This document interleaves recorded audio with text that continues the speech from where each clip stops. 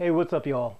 Khalid Glover again, also known as ColecoVision, and this is part 3 of the video series for the Mixing Academy. And in this video, we're going to cover the third part, because the first part we covered what constitutes a great mix. Second part we covered approaching the mix.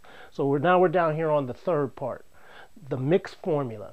And in this video we're going to cover all these things. I'm going to give you another overview of what's going to be covered on the mixing webinar this week, and it's coming now. In fact, I think it's one more day.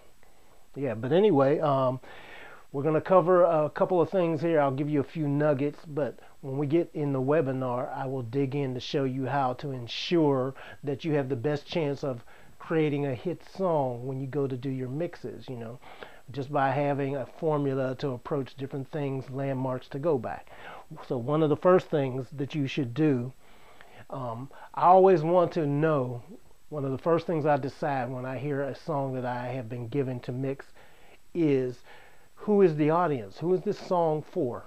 Now, those of you who are new may not know this, and you know that if you've been following me or whatever, you know that I started out as a guitar player in a band playing funk music, and playing all kinds of R&B and stuff like that. As an engineer, though, I got my first start working for Kenny Rogers. Kenny Rogers is a country and western artist here, so that's as far removed from anything that I had ever studied or whatever. So I had to learn a lot about what was going on with his style of music, as well as the studio that I worked in, which was called Lionshare Studios. It was one of the elite studios, so they had all kinds of styles of music going on there. So we had everybody there, from the biggest rock groups to the biggest R&B groups to country and western as well.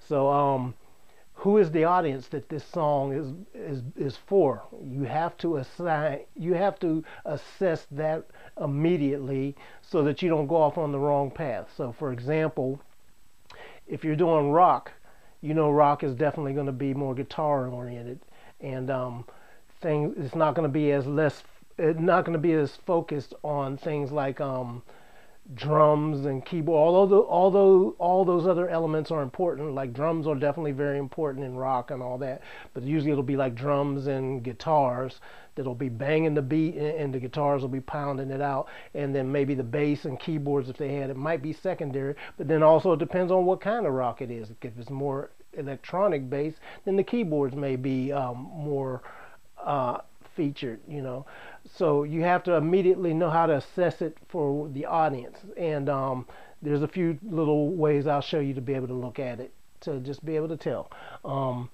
R&B is going to be completely different. R&B is different than hip-hop, believe it or not. There's some people that think that you kind of do the same approach, but you don't.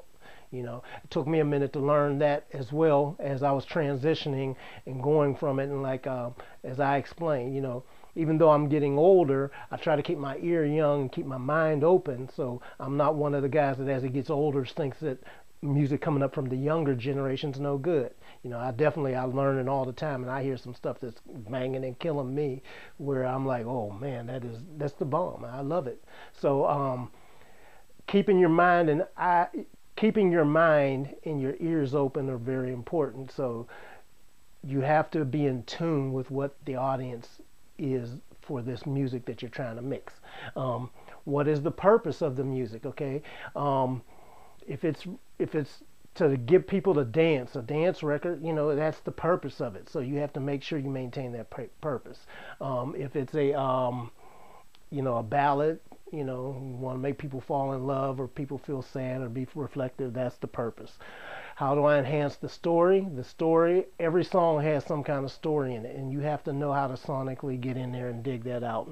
And what are the tools at your disposal to make some of these things happen? So, you can have every plug-in under the sun, but you have to know how to use them. And I'll explain to you during the webinar how to go about thinking about getting the most out of what you have available. Whether you have a little bit or a lot, it's really not so much having a bunch of different tools. All that's always helpful, but if you've only got a bare minimum, you can get some amazing results if you just think properly about using what you already have.